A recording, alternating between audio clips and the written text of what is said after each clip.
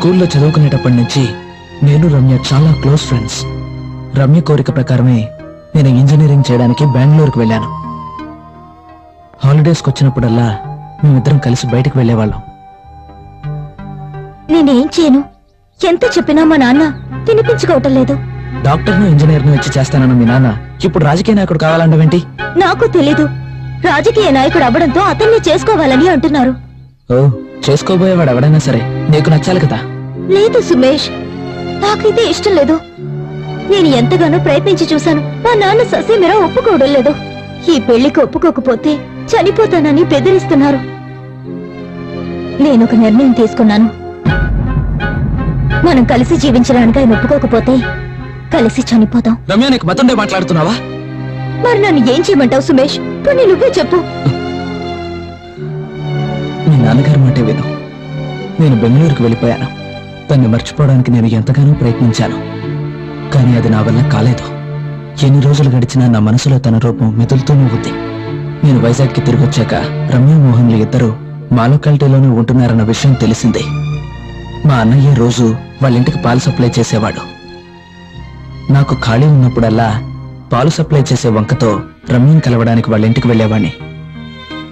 నేను ఆమెను కలవడానికి వెళ్ళిన ప్రతిసారి ఆమె మౌనంగా తిరిగి వెళ్ళిపోయేది. ఒకరోజు నేను పాలివ్వడానికని రమ్య వాళ్ళ ఇంటికి వెళ్ళాను.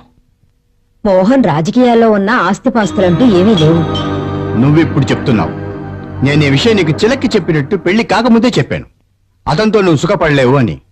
ఏ ఇంజనీర్నో డాక్టర్నో చేసుకుంటే నీకు తిప్పులుండేవి కాదుగా. అప్పుడేమో మోహన్ మంత్రి అవుతాడు అన్నావు. ఎంతలా ఎదిరించావు. ఇప్పుడేమైంది? నా విషయంలో మీరు కలగ చేసుకోవద్దు.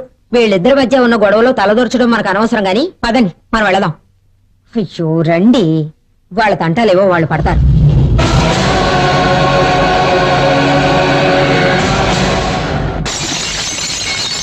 ఆ సంఘటన జరిగిన తర్వాత నేను బెంగళూరుకి తిరిగి వెళ్ళిపోయాను.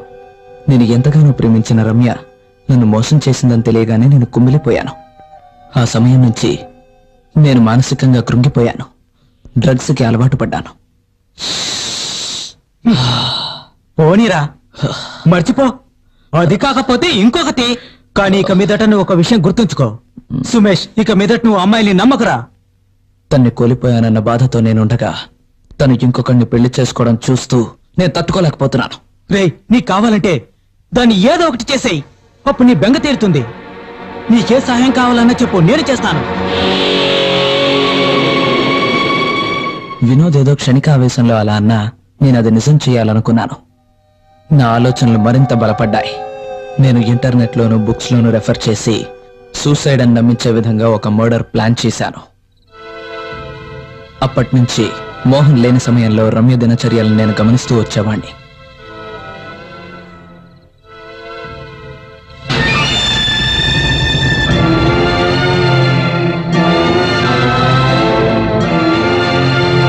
వాళ్ళింటి కిచెన్లో వాళ్ళు దాచిన కీని దొంగలించి దాని డూప్లికేట్ కీ తయారు చేయించాలనుకున్నాను. ఆ డూప్లికేట్ కీ చేయించిన తర్వాత ఆ ఇంటి మాస్టర్ ప్లాన్ తయారు చేయాలని నేను అనుకున్నాను. 2 రోజులు గడిచాక డూప్లికేట్ కీ నా చేతికొచ్చింది. ఆ తర్వాత ఒరిజినల్ కీ తీసిన చోటే పెట్టేశాను. ఈ హత్యా పథకాన్ని తయారు చేసి అమలు పరచడానికి ఎంతకాలం పట్టింది? 2.5 years. సి 2.5 సంవత్సరాలు. A long 2.5 years. That shows his deep vendetta and his commitment, which makes him a very dangerous criminal. The plot was set, sir, and he was waiting for an opportunity. అప్పుడే Mohan Kumar by election కోసం nominate చేశారు. ఇదే సరైన అవకాశమని నిర్ణయించుకున్నాడు. 12వ తారీఖు బెంగళూరు నుంచి సొంత bike లో బయలుదేరిన సుమేష్ మధ్యలో ఒక లాడ్జ్ లో బస చేశాడు. ప్రతిరోజు ఉదయం లాడ్జ్ నుంచి బయలుదేరే ఇతడు రాత్రి అయ్యేసరికి మోహన్ కుమార్ ఇంటికి చేరుకునేవాడు. 22వ తారీఖున మోహన్ కుమార్ పొరుగురికి వెళుతున్నాడని తెలిసిన ఇతడు బెంగళూరులో ఉన్న వినోద్ కి ఫోన్ చేసి అదే రోజున తన పేరున ఒక టికెట్ తీసుకుని విశాఖపట్నానికి రమ్మని చెప్పాడు. 22వ తారీఖు ఉదయాన్నే సుమేష్ లాడ్జ్ నుంచి బయలుదేరాడు. టెరసుపై ఉన్నటువంటి నాచు మీద తన ఫుట్ ప్రింట్స్ పడతాయన్న ఉద్దేశంతో లాడ్జ్ పక్కనే ఉన్న ఒక కొట్లో 12వ నంబర్ సైజుతో జత చెప్పులు కొనుక్కున్నాడు.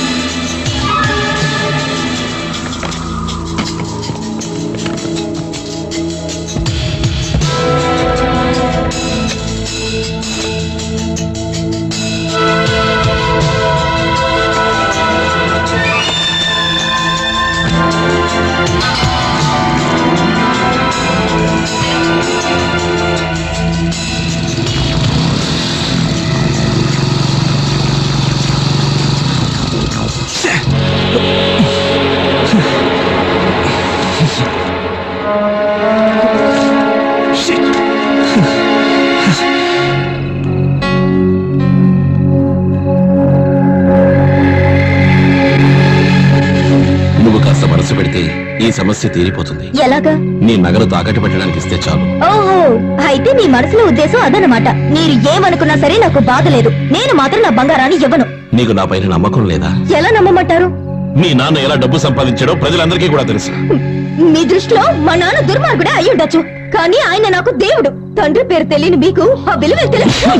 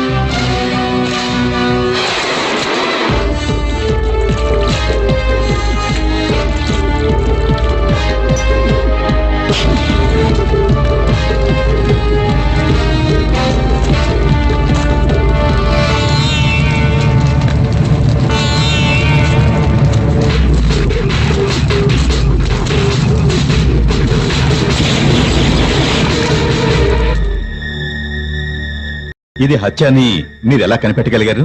రమ్య బెడ్షీట్ పై పడినటువంటి విషపు చుక్కలు బెడ్ పై ఉన్నటువంటి బాటిల్లోంచి పడినవేనన్న పోలీసుల నిర్ధారణ సరైనది. కానీ అందులోని 5 చుక్కలు తేడాగా కనిపించాయి. దాన్ని మీరు ఎలా గమనించారు? సార్, బాటిల్ నుంచి నేచురల్ గా కింద పడినటువంటి చుక్కకి ఒక హైట్ నుంచి తిన్నగా కింద పడినటువంటి చుక్కలకి ఎంతో తేడా ఉంటుంది. I'll explain. బషీర్, ఇవే సార్ ఆ 5 చుక్కలు. So see the difference. విచారణ ద్వారా తెలిసినది ఏమిటంటే ఒక పైప్ లైన్ ద్వారా స్ట్రైట్ గా పడినటువంటి చుక్కలే ఈ చుక్కలు. ఈ 5 చుక్కల లైన్ హత్య జరిగినటువంటి రూములో ఉన్న వెంటిలేషన్ వైపుగా వెళ్ళింది. కిటికీ తలుపులు వేసి ఉన్నందువల్ల ఇవి ఖచ్చితంగా వెంటిలేషన్ ద్వారానే పడి ఉండాలి. ఆ విధంగానే హంతకుడు వేసినటువంటి పథకం ఏమిటా అనేది నాకు అర్థమైంది. కానీ అప్పుడు కూడా నన్ను వేధించిన ప్రశ్న ఏమిటంటే ఈ రకంగా హత్య చేయాల్సిన ఒక వ్యక్తి ఎందుకు రూముకు బయటే ఉండాలి? కాకపోతే పని మనిషి జానకిని ఎంక్వైరీ చేసినప్పుడే ఇన్వర్టర్ గురించి తను మాకు చెప్పినప్పుడే అర్థమయ్యింది ఇన్వర్టర్ ని ఆఫ్ చేసిన తర్వాతే హంతకుడు రూమ్ నుంచి బయటికి వెళ్ళాడు అని. కారణం, హంతకుడు ప్లాన్ చేసినటువంటి తాడు తిన్నగా స్టడీగా నించోవాలి అంటే ఫ్యాన్ ని తిరగకుండా ఆఫ్ చేయక తప్పదు. My job is finished sir and he is all yours.